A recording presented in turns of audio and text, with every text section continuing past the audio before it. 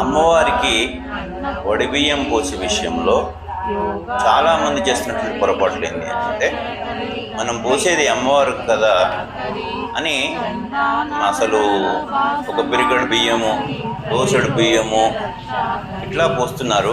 అది మహాపాపం అండి. ఎందుకనంటే మీరు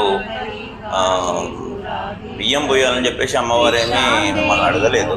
దయచేసి మీరు మనస్ఫూర్తిగా కనుక పోసినట్లయితే ఖచ్చితంగా మీ ఇంట్లో ఆడపిల్లకి ఎట్లా ఇప్పుడు బియ్యం పోస్తారో అదేలాగా మీరు అమ్మవారికి కూడా 5 కిలోల బియ్యానికి తక్కువ కాకుండా పోయాలి. మంచి నూనె కలిపి, శుభ్రమైనటువంటి పసుపు, మంచి పసుపు మూలకను కొట్టించినట్టు పసుపు అయితే ఇంకా మంచిది.